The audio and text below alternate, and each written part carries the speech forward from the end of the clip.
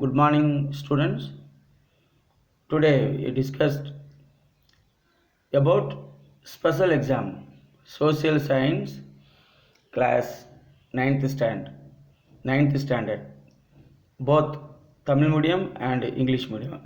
ஆங்கில வழி மாணவர்களும் தமிழ் வழி மாணவர்களும் இந்த ஸ்பெஷல் எக்ஸாமினேஷன் சோசியல் சயின்ஸ், சமூக அறிவியல், அதை பற்றி நம்ம இந்த கிளாஸில் நம்ம பார்க்குறோம்.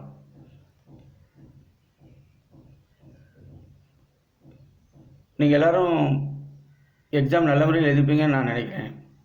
ஸோ இருந்தாலும் கொஸ்டின் எப்படி அட்டன் பண்ணணும், எப்படி எழுதணுங்கிறது ஒரு சின்ன டிஸ்கஸ் பண்ணுறதுக்காக நம்ம இந்த கிளாஸ் நம்ம எடுத்துருக்குறோம்.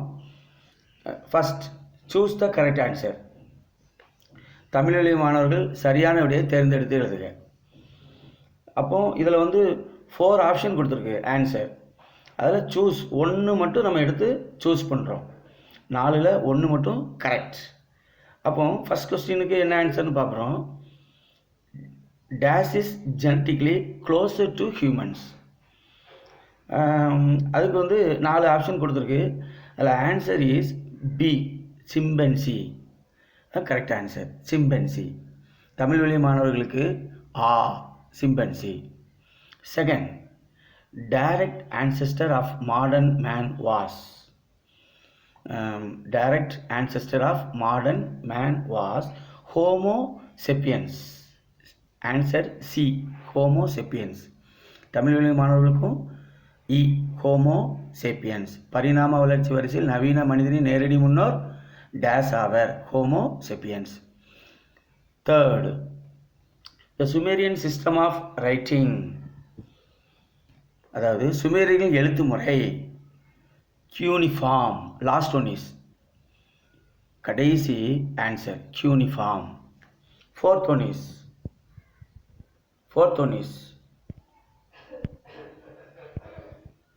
Dash is the rigid outer layer of the earth. புவியின் திடமான தன்மை கொண்ட மேல்புற அடுக்கை டேஷ் என்று அழைக்கிறோம். அப்போ அதுக்கு answer C, crust. Dash is the rigid outer layer of the earth. C, crust. Tamil வழி மாணவர்களுக்கு புவி மேலோடு. Fifth question, dash is seen in the lower course of the river. அதாவது ஆற்றின் மூப்பு நிலை, கடைசி மூப்பு நிலையில் உருவாகும் நிலத்தோற்றம், அதுக்கு தான் பேர் டெல்டா. நம்ம டெல்டா மாவட்டங்கள் அப்படின்லாம் நம்ம பார்க்குறோம். இந்த மாதிரி ஆற்றினுடைய அந்த மூப்பு நிலை, இந்த கடைசியாக உருவாகும் இந்த நிலத்தோற்றம் பேர் தான் delta. Seen in the lower course of the river. Last, choose the correct ஆன்சரில் last. Sixth, a system of government with absolute power. முழு அதிகாரத்துடன் கொண்ட ஒரு அரசாங்க முறை, தனிநபர் ஆட்சி. Last one is autocracy. அப்போ சூஸ் த கரெக்ட் ஆன்சரில் இப்படி 4 விடைகள் கொடுப்பாங்க. அதில் 1 மட்டும் நம்ம தேர்ந்தெடுத்து எழுதுகிறோம். அப்போ சரியான விடை தேர்ந்தெடுத்து எழுதுகளில் இந்த மாதிரி மெத்தடு ஏற்கனவே சின்ன கிளாஸ்லாம் படிச்சிருப்பீங்க. Same. Now fill in the blanks. இது 6 மார்க் தான். சூஸ் த கரெக்ட் ஆன்சருக்கு 6 மார்க் மாதிரி fill in the blanks. ஒவ்வொன்றுக்கும் ஒவ்வொரு மார்க்கு. மொத்தம் 6 கொஸ்டின் கொடுத்துருக்காங்க. 6 marks. 1, dash is known as the middle stone age as it is placed between the paleolithic and neolithic. அதாவது பழங்காலம்னு சொல்கிறோம், புதிய கற்காலம்னு சொல்கிறோம். இந்த பழங்காலத்துக்கும் புதிய கற்காலத்துக்கும் இடைப்பட்ட காலம் அப்படின்னு கேட்குறாங்க. அதான் dash is known as the middle stone age. அப்போ இந்த மாதிரி இதுக்கு பேர் மெசோலித்திக். தமிழ் மீடியம் மாணவர்களுக்கு இடைக்காலம், ஆங்கில வழி மாணவர்கள், இங்கிலீஷ் மீடியம் மாணவர்களுக்கு மெசோலித்திக், MESOLITHIC, இடைக்காலம். Second, the early form of writing of the Egyptians is known as hieroglyphic. The early form of writing of the Egyptians is known as hieroglyphic. அதாவது எகிப்தியர்கள் தொடக்க காலத்தில் அவங்க பயன்படுத்துகிற அந்த அந்த எழுத்துக்களுக்கு அந்த முறை hieroglyphic. Okay. Third, in the Gangetic plain, dash is agriculture required the use of bullocks. Ganga சமவெளியில் டேஷ் வேளாண்மைக்கு மாடுகளின் தேவை அவசியமாகிறது.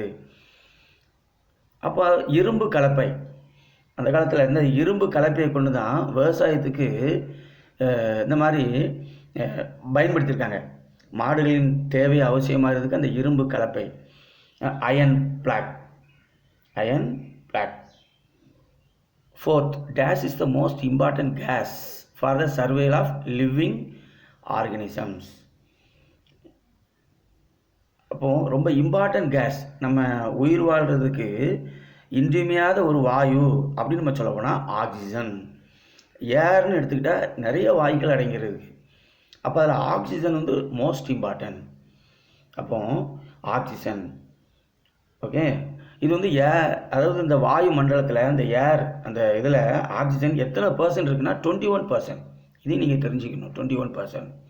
Fifth, the Election Commission of India is a body of diverse members. 3 உறுப்பினர்கள் எலெக்ஷன் கமிஷன் ஆஃப் பாடி. மொத்தம் 3 உறுப்பினர்கள் தலைமை.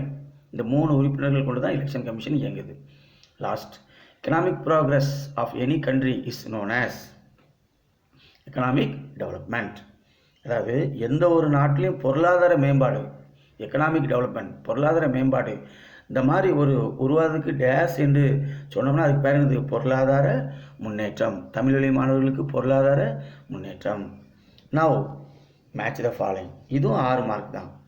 Match the following. இங்கே அதை நேர கோடு போட்டு கரெக்டாக எழுதிடணும்.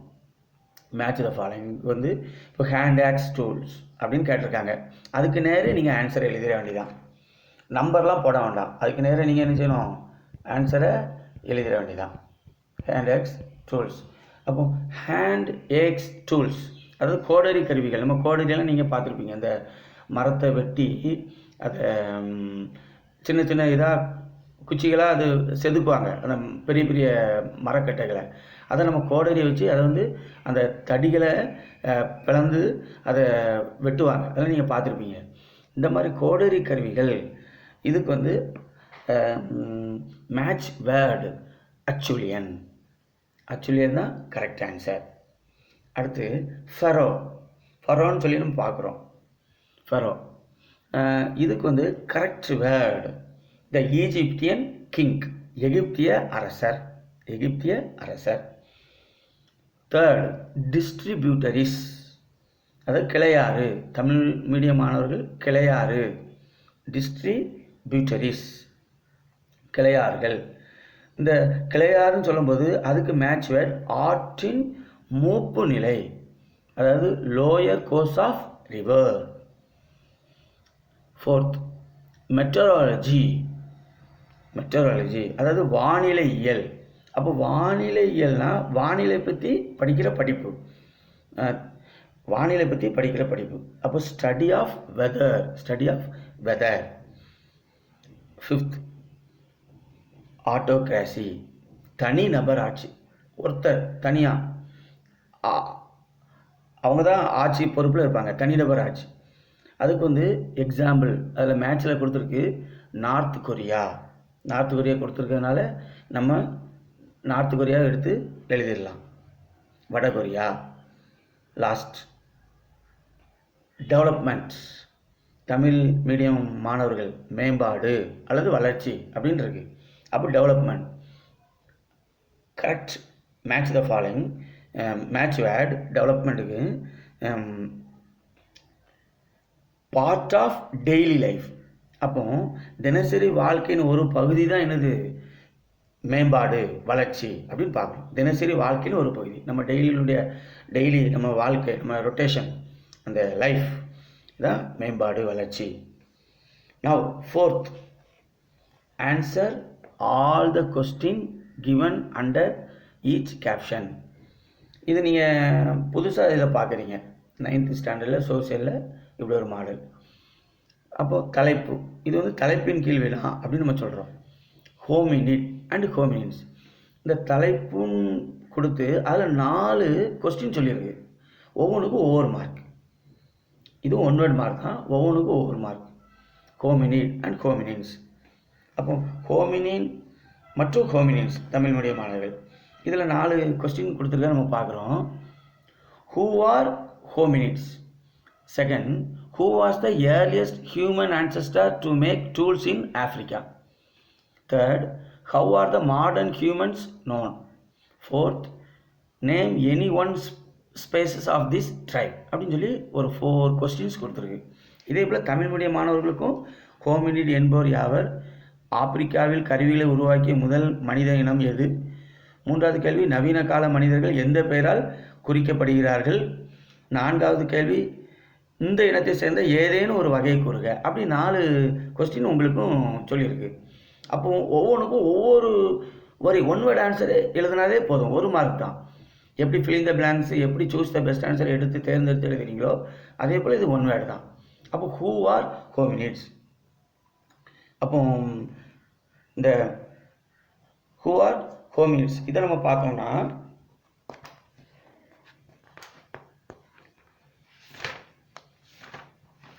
ஹோமினிட்ஸ் என்பவர் யார் அப்படின்னு நம்ம பார்த்தோம்னா, தமிழுடைய மாணவர்கள் பார்த்தோம்னா, அதாவது நவீன மற்றும் அழிந்து போன அனைத்து இந்த பெரும் குரங்குகள், அதாவது மனிதர்கள் வந்து இந்த குரங்கு இனத்தை சேர்ந்த அந்த இனம், அதான் கிரேட் ஏப்ஸ் அப்படின்னு நம்ம சொல்லலாம்.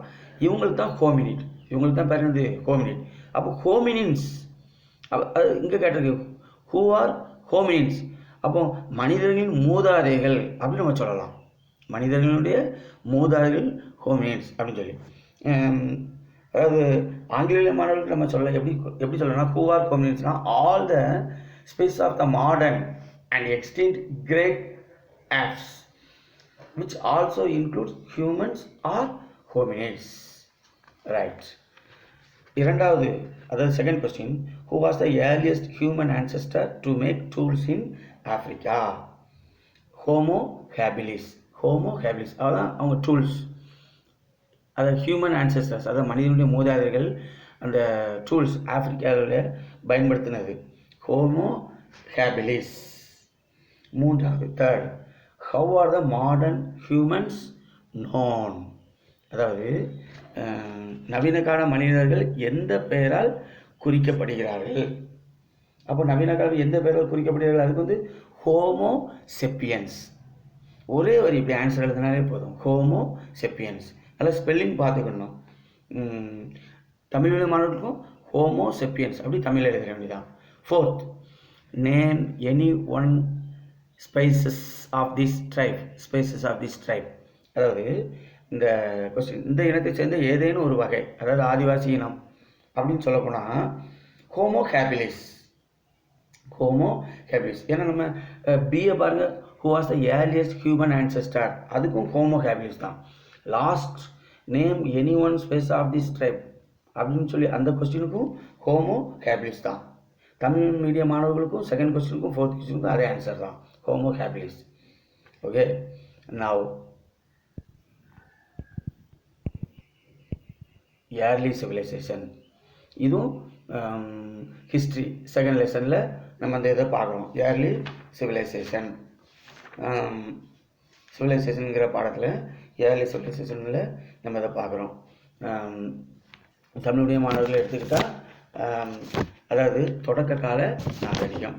அப்போ நாகரிகம் என்றால் என்ன நமக்கு தெரியும். நாகரிகம்னா என்ன அப்படின்னு சொல்லி, லைஃபுங்கிறது ஒரு நல்ல ஒரு தோற்றம் இல்லையா, நாகரிகமான ஒரு வாழ்க்கை இல்லையா, நல்லா படித்து நம்முடைய வாழ்க்கை தரம் உயர்ந்ததாக காணப்படணும். அப்போ நாகரிகம் என்றால் என்ன அப்படின்னு நம்ம சொல்ல போனால், சரியானவத்தை நம்ம தேர்ந்தெடுக்கணும். நம்மளுடைய அதை முன்னேற்றம், அது வந்து முன்னேற்ற வழியில் இயங்குறதா இருக்கணும், செயல்படுறதா இருக்கணும். What is mean by civilisation? இதுவும் ஒவ்வொன்றுக்கும் ஒவ்வொரு mark. What is meant by civilization? And single word, an advanced organized way of life. இப்படி எழுதினாலே போதும். இங்கிலீஷ் மீடியம் மாணவர்கள் நன்காக கவனிங்க. an advanced organised way of life. Second question, name the important early civilisations. Name the important early civilisation. தொடக்க கால நாகரிகங்களின் பெயர்கள். அப்போ இதில் நம்ம அழகாக சொல்லலாம், தொடக்க கால நாகரிக பெயர்கள் சொல்லலாம். என்ன சொல்லலாம்? நீங்களாம் சின்ன கிளாஸில் 6th 7th 8th இதெல்லாம் படித்தது தான். அப்போ இப்போ 9th இருக்குது. The Egyptian of Mesopotamian, the Chinese and the Indus civilisation. அதாவது சிந்து சமவெளி நாகரிகம், சீன நாகரிகம், மெசபடோமியா அதாவது எகிப்திய நாகரிகம், இதெல்லாம் நீங்கள் படிச்சிருப்பீங்க. இதுதான் தொடக்க கால நாகரிகங்களின் பெயர்கள். இதெல்லாம் சின்ன கிளாஸ்லேயே உள்ள பாடங்கள் தான், ஒன்றும் ரொம்ப கஷ்டம்லாம் கிடையாது. தேர்டு, பெரும்பாலான மக்களுக்கு வாழ்வாதாரமாக இருந்தவை எவை? தமிழ் மீடியம் மாணவர்கள். அதுபோல் English medium. What did South India witness during the time of early civilisation. பெரும்பாலான மக்கள் வாழ்வாதாரம். அப்போ வாழ்வாதாரமாக இருந்ததுன்னா வேளாண் திட்டங்களை சொல்லலாம் இல்லையா? அதாவது south India witness the emergence of neolithic agro pastoral communities. வேளாண் திட்டங்கள், அவங்க அந்த வேளாண்மையை நிலத்தை உழுது மக்களுடைய வாழ்க்கையை அவங்க வளர்த்துக்கிட்டாங்க. அது மட்டும் இல்லை, அந்த ஃபார்ம்ஸ் அதை கல்டிவேட் பண்ணாங்க. அது மட்டும் இல்லை, வேட்டையாடினாங்க. ஹண்டர் கேதரஸ். அப்போ வேட்டையாடுறாங்க, கூடுதாங்க, வேட்டையாடி அதை சாப்பிட்றாங்க. இப்படி பெரும்பாலான மக்களுடைய வாழ்வாதாரம் இப்படி தான் அந்த காலத்தில் இருந்திருக்கு இல்லையா? Last one, what happened when civilisation began to take shape. What happen when civilisation began to take shape. அதாவது நாகரிகம் வடிவம் பெற தொடங்கிய போது என்ன நடந்தது? அப்போ நாகரிகம்னு உண்டாகுது, இந்த வடிவம் அது தொடங்கும்போது எப்படி அந்த மெத்தடு உருவாச்சு? அப்போ நாகரிகம் ஒன்று முதல்ல என்ன செய்வாங்க? வீடு கட்டி நம்ம எப்படி குடியிருக்கணும் அப்படின்னு அவங்க பிளான் பண்ணுவாங்க. அது மட்டும் இல்லை, எழுத்து வடிவம் இதுவும் உருவாகியிருக்கு. இப்படியாக நாகரிகம் எப்படி, இதுதான் ஸ்டார்டிங். பாருங்கள், huge buildings, the art of writing were developed. அது மட்டும் இல்லை, சயின்ஸ் அண்ட் டெக்னாலஜி, அறிவியல் தன்மைகள், தொழில்நுட்பங்கள் இதுவும் வளர்ந்துச்சு. Science and technology made the society better. அதான் what happened when civilisation began to take shape. Okay, அப்போ இந்த சூஸ் த பெஸ்ட் ஆன்சரில் 6 எழுதணும். ஃபில் இன் த பிளாங்க்ஸில் 6 எழுதியிருப்பீங்க. மேட்ச் த ஃபாலோயிங், இந்த மாதிரி ஒவ்வொன்றையும் 6 எழுதியிருப்பீங்க. அது மட்டும் இல்லை, இந்த கேப்ஷன் நம்ம சொல்கிறோம்ல, தலைப்பின் கேள்வினா, இதுலேயும் ஒவ்வொன்றுக்கும் ஒவ்வொரு மார்க். அப்போ டோட்டலாக சொல்லப்போனால் 4th பாருங்கள், ஏ பி, ஏக்கு ஒரு 4 மார்க்கு, பிக்கு ஒரு 4 மார்க், 8 மார்க். நீங்கள் இப்படி 1 வேர்டு மாதிரி நீங்கள் அழகாக எடுத்துடலாம். நல்லா படிச்சிங்கன்னா 1 வேர்டில் நீங்கள் நல்லா மார்க் வாங்கிடலாம். இனிமேல் நம்ம எங்கே போகிறோம்? கொஸ்டின் ஆன்சருக்கு போகிறோம். Question answer 2 marks question. 2 marks question எடுத்துக்கிட்டால் ஆன்சர் எனி 5 அப்படின்னு சொல்லியிருக்கு. Answer any 5. எத்தனை கேள்வி கொடுத்து ஏதாவது 5 எழுதணும்? 6 கேள்வி கொடுத்துருக்காங்க. 5 மட்டும் எழுதினா போதும். அப்போ அந்த அதில் நம்ம பார்த்தோம்னா முதலாவது ஹிஸ்ட்ரி. பொதுவாக அந்த பாடங்கள் திட்டம் ஏற்கனவே சொல்லுறபடி ஹிஸ்ட்ரியில் முதல் 4 பாடம், ஜாகிரஃபியில் முதல் 3 பாடம், சிவிக்ஸ் குடிமையில் முதல் 2 பாடம், எக்கனாமிக்ஸ் பொருளியல் ஒரு பாடம் தான். அதான் 4 3 2 1. இதில் தான் கொஸ்டின் ஆன்சர், 1 வேர்ட் ஆன்சர் எல்லாம் செலக்ட் பண்ணியிருக்கு இல்லையா? இப்போ நம்ம பார்க்குறோம் answer any 5. In briefly. Brief means small, அதாவது சுருக்கமான விடையளி. அதில் நம்ம பார்த்தோம்னா ஃபஸ்ட் கொஸ்டின் அதாவது discuss how the age of speculation made humans become conscious and knowledgeable. ஊக காலம் மனிதர்களை தன்னுணர்வும் அறிவும் உள்ளவர்களாக எப்படி மாறியது? அதாவது அறிவுள்ளவர்களாக, தன்னுணர்வுகளாக. இந்த மாதிரி age speculation made human becomes conscious and knowledgeable. எப்படி இது உருவாகுச்சு அப்படின்னு நம்ம இதில் பார்க்குறோம். இதை பார்த்தோம்னா இந்த கோர்ஸ் ஆஃப் இவாலுவேஷன், அதாவது மனிதனுடைய பரிணாம வளர்ச்சி இதெல்லாம் உருவாகும்போது humans begin to think and ask questions. அதாவது மனிதர்களுடைய செயல்பாடுகள், அதாவது ஒரு வினா எழுப்புறது, இது எப்படி, அது என்ன, ஒரு திட்டம், அதாவது பிளான், அதாவது மனசில் ஒரு உருவாகிற விதம், இதெல்லாம் நம்ம பார்க்குறோம். Questions about nature, organisms and the world around them, அதாவது மனிதராக நம்மளை சுற்றி என்னென்ன இருக்குது, இது எப்படி உருவாகுச்சு, இதை பற்றி, அதாவது டிஸ்கஷன், இதை பற்றி பார்க்குறதான் இது இந்த கொஸ்டின் பார்க்குறோம்.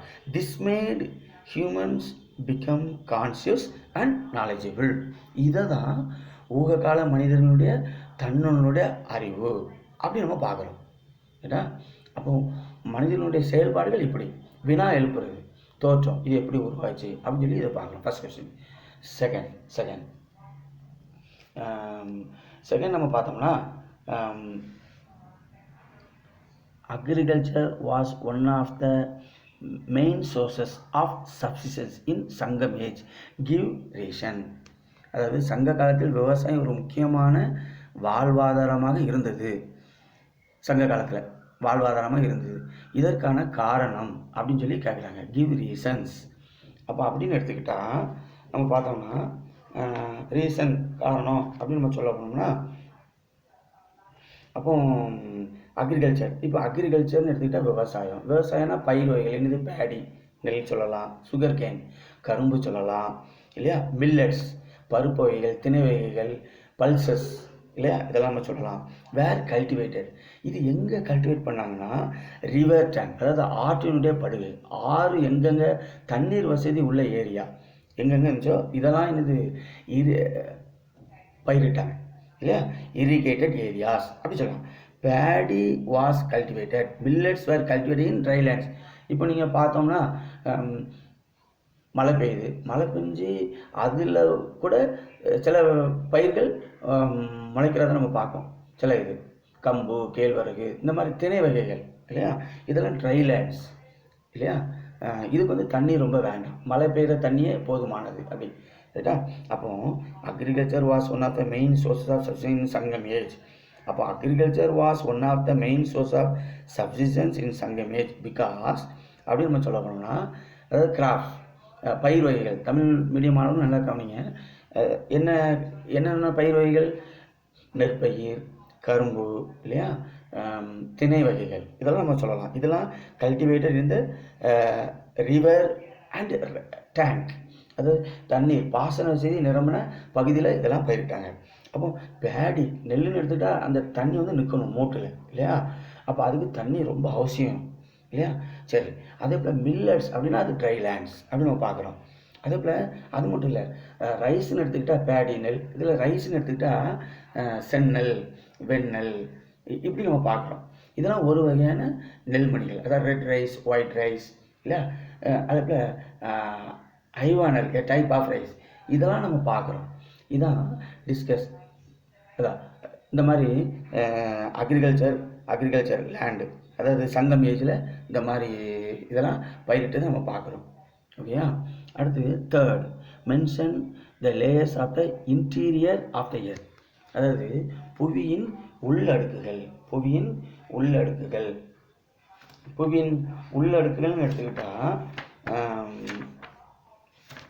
புவியின் உள்ளடுக்குகள், நம்ம பூமியில் நம்ம வசிக்கக்கூடிய இந்த புவியின் உள்ளடுக்குகள், இன்டீரியர் ஆஃப் த எர்த், அதாவது த கிரஸ்ட், மொத்தம் 3 வகை, the crust, the mantle, the core.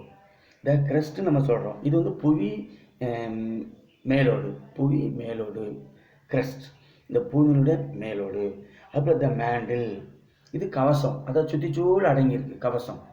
இப்போ நம்மளை சுற்றி அந்த உடை நம்ம உடுக்கிறோம், நம்ம உடம்பை ஃபுல்லாக மறைச்சிருக்கு, அதே போல் கவசம், த மேண்டில். த கோர், கருவம் அப்படின்னு சொல்கிறோம். இதெல்லாம் இன்னர் பார்ட், இதெல்லாம் என்னது, இன்டீரியர் பார்ட். இந்த mention the layers of the interior of the earth, இந்த கொஸ்டினுக்கு ஆன்சர். அடுத்து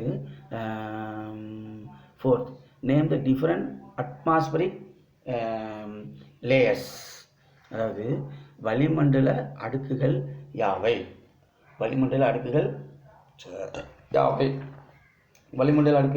அதில் நம்ம பார்த்தோம்னா அட்மாஸ்பரிக் லேயர்ஸ். அப்போ அதில் ட்ரோபோஸ்பியர், atmosphere layers are 1 2 3 4 5 மொத்தம் 5 வகை. Troposphere, stratosphere, mesosphere, thermosphere and exosphere. அப்போ தமிழ் மீடியம் அதாவது வளிமண்டல கீழடுக்கு, நீலடுக்கு, இடையடுக்கு, வெப்ப அடுக்கு, சலனடுக்கு, இப்படி நம்ம 5 வகையாக நம்ம இதில் பார்க்குறோம். இதான் அட்மாஸ்பரிக் லேயர்ஸ், வளிமண்டல அடுக்குகள். இப்படி எழுதுனா உங்களுக்கு 2 மார்க். இதில் மாதிரி சின்ன சின்ன கேள்வியை பார்த்து நீங்கள் படிச்சுக்கிட்டாலே போதுமானது. நெக்ஸ்ட் 5th கொஸ்டின், ஆபிரகாம் லிங்கனின் மக்களாட்சி வரையறையை கூறுக. இது ரொம்ப முக்கியமான ஒரு கொஸ்டின். ஆபிரகாம் லிங்கன் இவர் வந்து அமெரிக்க ஐக்கிய நாட்டினுடைய அதிபர், முன்னாள் அதிபர். இவர் மக்களாட்சி அதாவது டெமோக்ரஸி பற்றி இவர் வந்து சொல்கிறத நம்ம பார்க்குறோம். டெமோக்ரஸி இவர் வந்து ஆபிரகாம் லிங்கன் மக்களாட்சி பற்றி மிகவும் அழகாக சொல்கிறத நம்ம பார்க்குறோம். என்ன சொல்கிறாருன்னா, அதாவது மக்களால் மக்களுக்காக மக்களே நடத்த ஆட்சி. இவருடைய கூற்று, மக்களால் மக்களுக்காக மக்களே நடத்தும் ஆட்சி தான் என்னது மக்களாட்சி அப்படின்னு இவருடைய கூற்று. இவர் சொல்கிறார். நம்ம இதில் பார்த்தோம்னா, அதாவது ஆங்கில வழி அதாவது இங்கிலீஷ் மீடியம் மாணவர்கள் அவர்கள் நீங்கள் எப்படி எழுதணும் அப்படின்னு நம்ம சொல்லணும்னா, ஆபிரகாமுடைய definition, give Abraham Lincoln's definition for democracy. Question, அதுக்கு answer, according to Abraham Lincoln, democracy is a government of the people. Democracy is the government of the people, by the people and for the people. அப்போ மக்களால் மக்களுக்காக மக்களே நடத்த ஆட்சி தான் இது மக்களாட்சி. democracy is a government of the people, by the people and for the people. Last, expand the following. expand விரிவாக்கம், அது உங்களுக்கு தெரியும். NNP, PCI, net national product, per capita income, இல்லையா? இது இப்படி எழுதினாலே என்னது 2 மார்க். தமிழ் மீடியம் மாணவர்களும் net national product, per capita income, expand the following. அப்போ இதில் ஏதாவது 5 மெட்டீரியல் தான் போதும், ஒவ்வொன்றுக்கு 2 mark. Now big question, answer any 2 questions in detail. உங்களுக்கு இது டீட்டெயில் பேராகிராஃப் கொஸ்டின், டீட்டெயில்னு சொல்லலாம், பேராகிராஃப் கொஸ்டின் சொல்லலாம். 3 கேள்வி கொடுத்துருக்கு. அதில் ஏதாவது 2 நீங்கள் சூஸ் பண்ணால் போதும். உங்களுக்கு எது ஈஸியாக இருக்குன்னு முதல்ல நீங்கள் பார்த்துக்கணும். சூஸ் பண்ண முன்னாடி எது ஈஸியாக நம்மளால் இதை எழுத முடியும் அப்படின்னு நீங்கள் முதல்ல திங்க் பண்ணணும் மனசில். அதுக்கப்புறம் தான் நீங்கள் எழுதுறதுக்கு ஆரம்பிக்கணும். சும்மா எல்லா கொஸ்டினும் இதை எழுதணும் அதை எழுதணும் அப்படின்னு இருக்கக்கூடாது. முதல்ல பிளான் பண்ணணும். எதை நம்ம படிச்சிருக்கோம், இதை நம்ம எழுதினா நம்மளுக்கு இதில் மார்க் கிடைக்குமா அப்படின்னு சொல்லி நீங்கள் பிளான் பண்ணணும். அப்போ answer any 2 questions in detail. The development in the fields of agriculture. First question, agriculture, pottery and metal tools are considered a landmark in the life of megalithic period.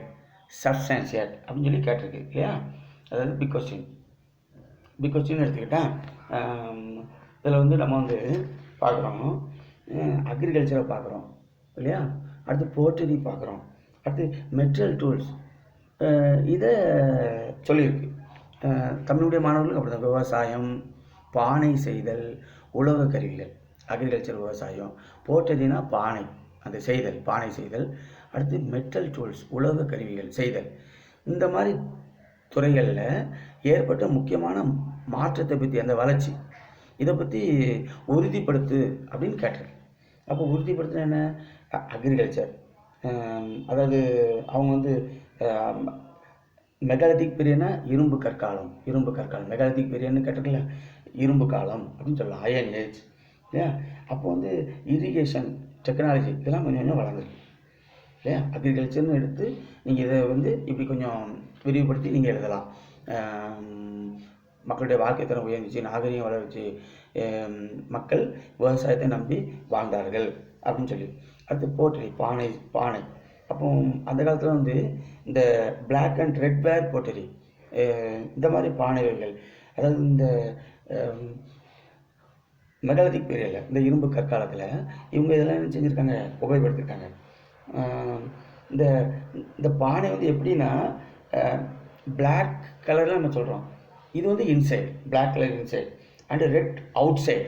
Red colour வந்து என்னது வெளிப்புறமாக, outside with lustrous surfaces. அதாவது இந்த பானை செய்தலுடைய வடிவம் இப்படி இருந்திருக்கு அந்த colour. Now metal tools, metal tools அப்போ மெட்டல் என்னென்னு சொல்லி இதில் அழகாக சொல்லியிருக்கு. அதாவது அந்த காலத்தில் வாள், ஈட்டி, இந்த மாதிரி வேட்டையாடுறதுக்கு இதெல்லாம் பயன்படுத்தியிருக்காங்க அவங்களுடைய இது. அதாவது இந்த megalithic iron tools, agriculture, hunting, gathering, அதை வேட்டையாடுறதுக்கு எல்லாரும் அந்த மிருகங்கள் எப்படி வேட்டையாடி அதை எப்படி சாப்பிடலாம் அதுக்காக இதெல்லாம் என்னது பயன்படுத்தியிருக்காங்க. ஆக்சஸ், கோடரிகள் பயன்படுத்தியிருக்காங்க. வால், கத்தி, இந்த மாதிரி ஈட்டி இதெல்லாம் பயன்படுத்திருக்காங்க. நம்ம இதில் பார்க்குறோம். Vessel, mirrors and belts have been found. அப்போது இந்த மாதிரி இதை நீங்கள் எழுதினாலே போதுமானது. இது ஹிஸ்ட்ரியில் மொதல் பாடத்தில் கேட்டிருக்கக்கூடிய ஒரு கேள்வி. Now describe the structure of the earth. இது ஜாகிரஃபி, புவியியல், புவி அமைப்பை விவரி. இது ரொம்ப அழகாக நம்ம அழகாக புவி அமைப்பு நம்ம அதில் பார்த்தோம். இந்த சின்ன கேள்வியில் நம்ம பார்த்தோம். சின்ன கேள்வி என்ன பார்த்தோம்? அதாவது the crust, the mantle, the core அப்படின்னு சொல்லி பார்த்தோம். ஸ்மால் கொஸ்டின், அதாவது புவி மேலோடு, கவசம், கருவம், அது இன்டீரியர் லேயர் அப்படின்னு நம்ம பார்த்தோம்னா புவி. இதை பற்றி describe the structure of the earth. அப்போது நம்ம வாழ்கிற இந்த பூமி, இந்த எர்த், இது வந்து லிவிங் பிளானட். நீங்கள் படிச்சிருப்பீங்க, லிவிங் பிளானட். அப்போ இந்த இதை பற்றி நீங்கள் அழகாக இந்த மாதிரி அழகாக நீங்கள் எழுதுங்க. Structure of the earth.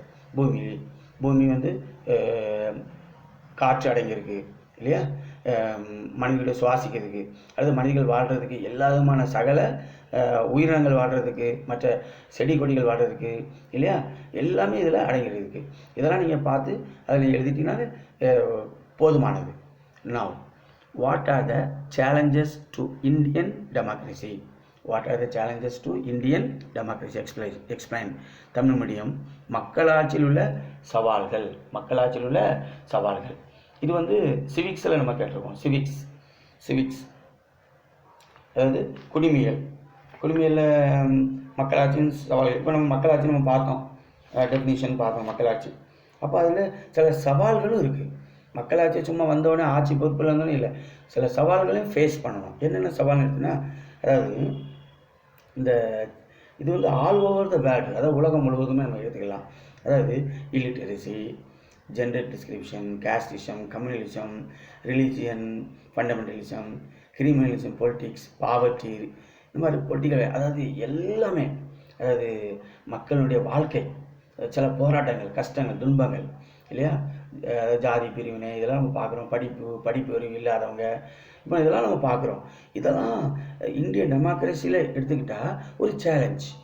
எவ்வளோ பேர் படிச்சிருக்காங்க, ஆண்கள் எத்தனை, பெண்கள் எத்தனை இல்லையா, ஒரு விகிதாச்சாரம் இல்லையா.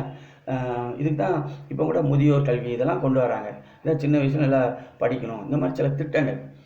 எல்லாருக்கும் ஒவ்வொருடைய உரிமை இருக்குது. இதெல்லாம் இதில் பயன்படுத்தணும். இதனால் மக்கள் எவ்வளோ கஷ்டப்படுறாங்க, நன்மை தீமைகள் என்ன, இதெல்லாம் நம்ம இதில் பார்க்குறோம். அதான் what are the challenges to Indian democracy.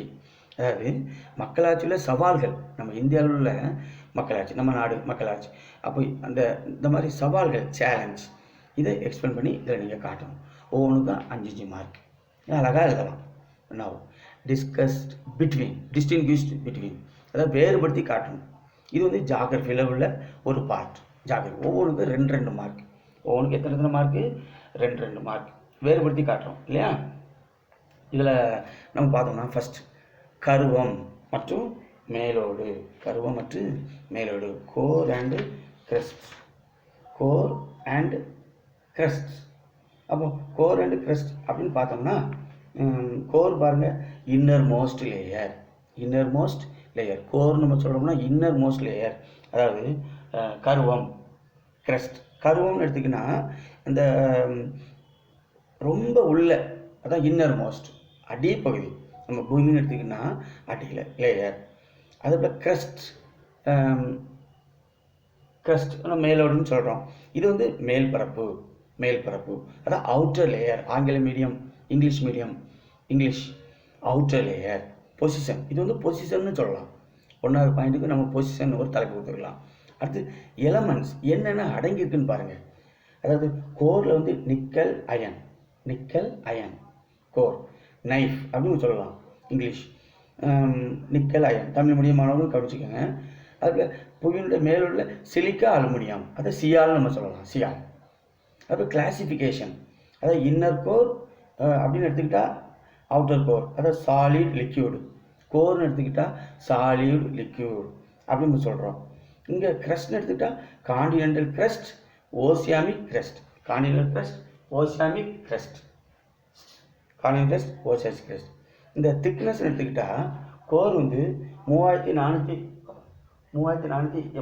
Kilometre, 3480 kilometre thickness. Crust எடுத்துக்கிட்டால் 30 கிலோமீட்டர், அவ்வளோதான். இதே போல் வெதர் அண்ட் கிளைமேட், இதுவும் 2 மார்க் தான். டிஸ்டிங்விஷ் பிட்வீனில் நீங்கள் ரெண்டையுமே எழுதணும். கோர் அண்ட் க்ரஸ்ட்டு அது ஒரு கொஸ்டின் அட்டன் பண்ணணும். நல்லா நம்பர் போட்டு 1 2 3 இந்த பாயிண்ட்ஸ் அப்படி போட்டு அழகாக எழுதணும். அப்புறம் வெதர் அண்ட் கிளைமேட், இந்த வெதர் அண்ட் கிளைமேட்டுமே ரொம்ப ஈஸியான ஒரு கொஸ்டின் இல்லையா? வெதர் அண்ட் கிளைமேட், காலநிலையை பற்றி இதை நம்ம பார்க்குறோம். காலநிலை, weather and climate. Weather and கிளைமேட்னு எடுத்துக்கிட்டால் தமிழ் மீடியம் வானிலை மற்றும் காலநிலை. அப்போ வானிலையும் காலநிலையும். வானிலை நீங்கள் நம்ம நியூஸ்லாம் பார்க்கும்போது, டிவியில் பார்க்கும்போது நியூஸ் வானிலை அடுத்த 24 மணி நேரத்தில் இந்த இடத்துல இப்படி மழை பெய்யும் அப்படிலாம் சொல்கிறாங்களா? அப்போ வானிலை அப்பப்போ நடக்கிற நிகழ்வுகள். கிளைமேட்டுன்னு எடுத்துக்கிட்டால் அது எப்படி சொல்லலாம்னா, climate is observe over long A period. இப்போ நம்மளுக்கு வந்து மழைப்பொழிவு காலம் இந்த மாதம் தான் வெயில் காலம் இல்லையா? மே மாதம், ஏப்ரல், மேலாம் ரொம்ப வெயில் அடிக்கும். அப்போ இந்த மாதிரி உள்ள காலங்கள் இது வந்து கிளைமேட் அப்படின்னு சொல்லலாம். அப்போ over long period of time for a larger area இல்லையா? இது கிளைமேட் சொல்லலாம். அப்போ வெதருக்கும் கிளைமேட்டுக்கும் இப்படி வித்தியாசம் இருக்குது இல்லையா? அப்போ weather is observe for short duration, அடுத்த 24 மணி நேரத்தில் 1 day, before 1 day or 2 days, இதுக்கு நம்ம சொல்லலாம். அப்போ வெதர்னு எடுத்துக்கிட்டால் it changes hour to hour, அதாவது நம்ம சொல்லலாம் மணிக்கு மணி வித்தியாசமாகும். திடீர்னு மழை பெய்யும்னு சொல்லுவாங்க, இப்போ கூட புயல் உருவாகும் அப்படின்னு சொன்னாங்க. அப்போ புயல் வந்து ஒரு சில இடங்களில் அடிச்சுட்டு அப்படியே இருந்துட்டு இல்லையா? அப்போ இவ்வளோ மாதிரி சேஞ்ச் ஆகும். இது வெதர் அப்பப்போ நடக்கிற நிகழ்வுகள், கரெக்டாக? கிளைமேட்னா அப்படி கிடையாது, ரைட்டா? ரைட். அப்போ பாருங்க, இப்படி நீங்கள் பாயிண்ட் 1 2 3 4 5 அப்படிங்களா? அப்போ வெதரை பற்றி படித்தோம்னா அதுக்கு பேர் மெட்டரலஜி, காலநிலை, வானிலை இல்லையா? வெதரை பற்றி படிக்கும்போது அதுக்கு வந்து மெட்டரலஜி, வானிலை. அப்போ காலநிலை இது வந்து கிளைமேட், இதை பற்றி நம்ம படிக்கிறோம், அது கிளைமேட்டாலஜி. இப்படி நீங்கள் எழுதினாலே போதுமானது. உங்களுக்கு 2 4 மார்க்கு அப்படியே கிடைச்சிடும். ஆக நீங்கள் நல்லா எழுதியிருப்பீங்கன்னு நான் நினைக்கிறேன். வாழ்த்துக்கள்.